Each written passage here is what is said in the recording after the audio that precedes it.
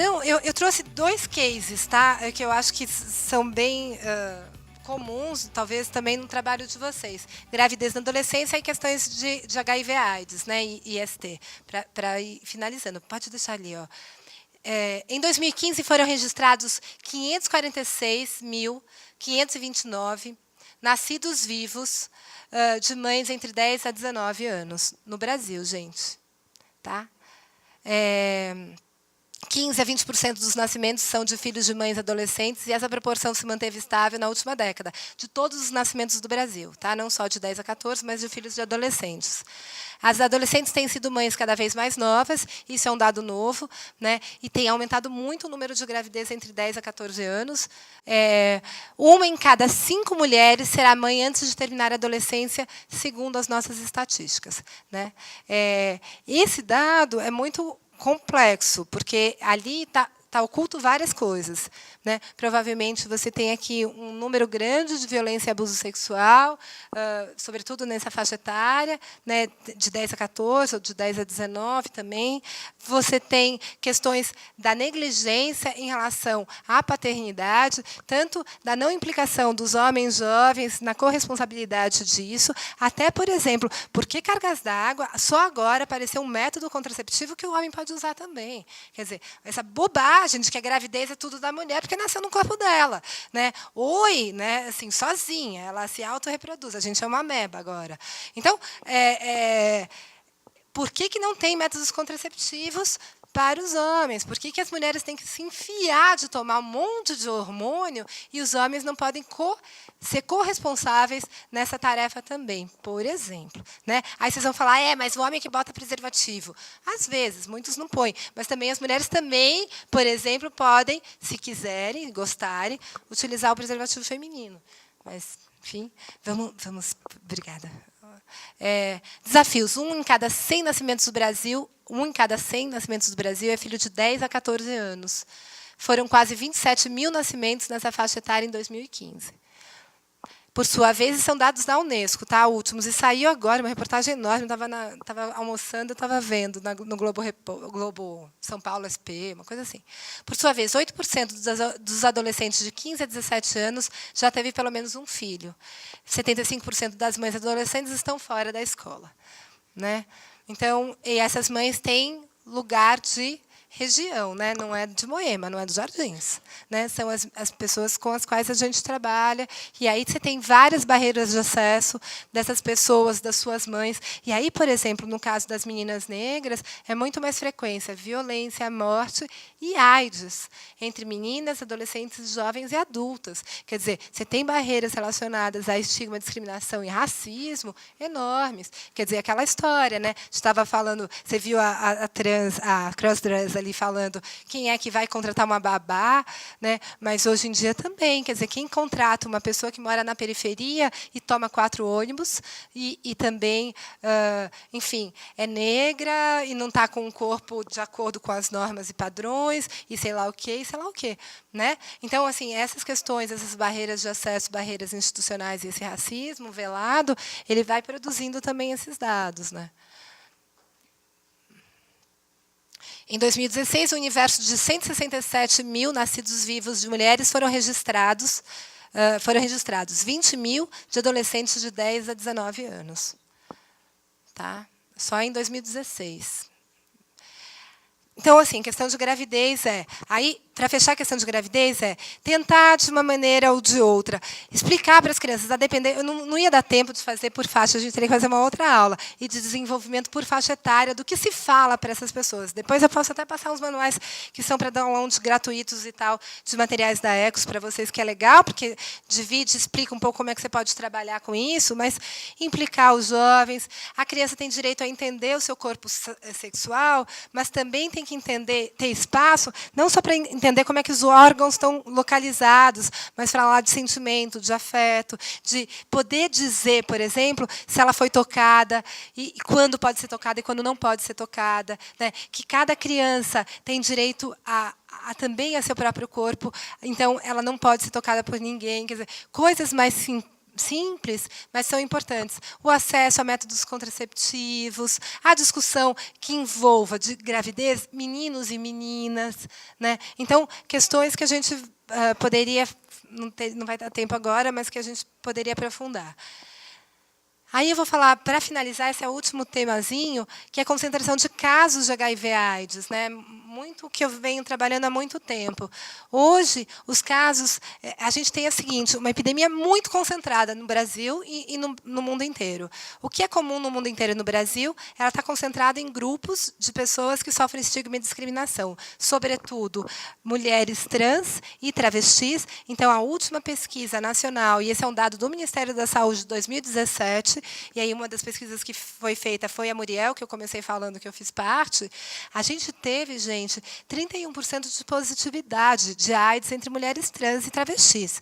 O que significa, gente? Está numa festa com 100 meninas trans, que é comum. Você tem uma festa com 100 meninas trans. Dessas 100, a probabilidade é que 30% delas tenham o vírus HIV. Olha a diferença. No Brasil, entre pessoas, mulheres e homens, comuns não, estou incorrendo no erro, mas homens heterossexuais. A cada 1.000 da população, pessoas, 4 têm o vírus. Tá? Entre mulheres trans e travestis, a cada 100, 30 têm o vírus. Olha, quer dizer, o recrudescimento e toda a negligência e toda essa estranheza que parece engraçada. Ai, tem tanta letrinha, né? Tá, olha o que está acontecendo. Né? Essas coisas todas não são brincadeira, elas vão gerar problemas graves na saúde dessas pessoas e de toda a sociedade. Né? População geral 0,4, né, 31,2 para homens gays e jovens. Isso eu quero chamar a atenção porque tem muito a ver também com a questão dos adolescentes e jovens. A gente tem uma média de 15. Aí você fica pensando, por exemplo, à noite, se você for lá no Aroche, num domingo, de domingo à tarde, você vai ter N lugares com muitos adolescentes gays. Então, numa festinha de 100 meninos gays, vamos pegar uma festinha que tem 300 meninos gays, uma boate, fácil, 300 meninos gays reunidos. A gente tem uma chance ali, 15 mais 30, 45, é isso? 45 meninos naquela festa, num espaço. Provavelmente são portadores. Né? Você tem, por exemplo, hoje, aumenta o conhecimento sobre HIV/AIDS, mas diminui a sensação um pouco de risco e de vulnerabilidade. Né? Existem medições em pesquisa mostrando isso, que esses jovens muitas vezes não se sentem em risco. Outro problema, tem também uma desigualdade de gênero muito grande. Por exemplo, um menino jovem de 18, 19 anos vem para o centro da cidade, ele vai ter que tomar 3 ônibus até chegar em casa, blá, blá, blá, blá, blá, blá, blá. Muitas vezes a família não sabe a sua orientação sexual, e ele entra numa relação, ele conhece um boy escândalo mais velho, gostosão, não sei o quê, que leva ele para uma casa linda e tal, e ele diz, putz, é isso que eu quero para a minha vida. Né? Ter essa aceitação, ter esse lugar de moradia, não sei o quê. Não. Nessa relação, é fácil ou difícil esse menino falar? Aí já tomou uns gorós, né? Tá tudo lindo. Fácil ou difícil esse menino dizer para esse outro homem mais velho, vamos usar camisinha? É a mesma coisa que uma menina de 15 anos falar para um cara de 23, só transo com você se você usar camisinha. Não, quase não acontece. Então, você tem desigualdades ali nas relações sexuais que também vão trazendo. E aí, estigma, discriminação, blá, blá, blá, tudo aquilo que a gente já falou. Gays e outros homens que fazem sexo com homens. Né? Aí, pronto, usuários de drogas. A gente tem 5,9, a cada 100, 5,9. Problema, gente. A gente antes tinha um problema com o uso de droga injetável na AIDS. Né? Hoje, a grande questão não é essa. A questão é que, cada vez mais cedo, os jovens estão tomando álcool e outras drogas. Tem o crack, onde, muitas vezes, se troca serviços sexuais pela pedra. Você tem também o efeito da droga. Então, por exemplo, o garoto pode ser gay. Por isso que aquela coisa da universalidade que não funciona, porque, por exemplo, o cara pode ser gay, usuário de droga e negro. Aí ele já ocupa um monte dessas... Então, você vai vendo que a vulnerabilidade e o risco é acrescido ali. Né? E mulheres profissionais do sexo, 4,9. Né? A cada 100, 5... mulheres profissionais do sexo, não estou falando das travestis e trans, tá? Porque eles não fazem essa distinção. Aqui é só mulher cisgênera. Pode ir. Agora, eu queria lembrar assim, que a grande questão hoje é a taxa entre jovens. Então, as maiores taxas de detecção de HIV estão concentradas em jovens de 20 a 24 anos, de 2006 a 2015. A taxa de detecção de casos de AIDS entre jovens de 15 a 19 anos quase triplicou, de 2,4 passou para 6,9 por 100 mil habitantes. Né? Entre jovens de 20 a 24 anos, a taxa mais que dobrou. Então, nesse período da juventude, de 15 a 24, isso que os dados depois vocês pegam, mas assim, a prevalência está cada vez mais entre jovens, cada vez mais jovens. Né? Você tem uma outra situação ali muito grave, a gente está com um surto de sífilis, gente, nesse país. Vocês devem estão vivendo isso. Né? Sífilis, onde é que se trata? Atenção básica. Tá? É simples. São 3 doses de penicilina. O que está acontecendo? O garoto vai lá para a atenção básica diz, IST, vai para serviço especializado, vai para um SAI ou para um centro de referência.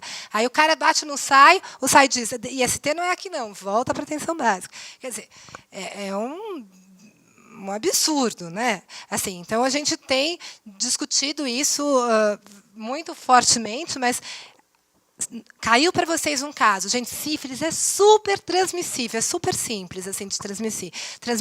Sexo oral, beijo. Tem um caso que a gente pegou outro dia, que a garota sentou aqui, sem calcinha, sabe Deus por quê, não importa, mas estava num show, diz o cara, e sentou aqui no cangote dele, e ele pegou sífilis aqui, sabe? Então, para ver que a camisinha ajuda, é importantíssimo, mas ela não... Para algumas coisas, ela não protege totalmente. Sífilis e gonorreia são os 2 casos que mais estão tendo. Chegou um caso assim, gente, o que eu faria? O que eu recomendaria? Ver qual é a área de abrangência mais próxima ou cá para nós, algum serviço que vocês têm já uma entrada um pouco mais facilitada, porque, no final das contas, não é isso que o SUS preconiza, deveria ter acesso universal em todos os lugares, mas a gente sabe que, na prática, o bicho pega de outro jeito. Então, descobriu, vê... Então, vai para a atenção básica. Tá? No caso de, por exemplo, suspeita de HIV e IST, tem os CTAs, que podem fazer, todos fazem testagem rápida hoje, ou os SAIs, que são os serviços de atenção especializada. Depois eu posso passar a listagem de todos os serviços que tem em São Paulo. Provavelmente, IST é atribuição da atenção básica, tá, gente? Mas, a depender, se for com infecção, vai ficar no SAI. Se for HIV mais IST. Qual é o problema da IST, gente? É fácil de curar? Tem menos estigma e discriminação do que ser portador do vírus HIV? Tem, mas abre uma porta muito grande para a infecção pelo vírus HIV. Tá? Então, o enfrentamento das ISTs é importante, além de gerar vários incômodos, etc., para o sujeito que está ali com a doença. Com a infecção, não é uma doença, é infecção sexualmente transmissível.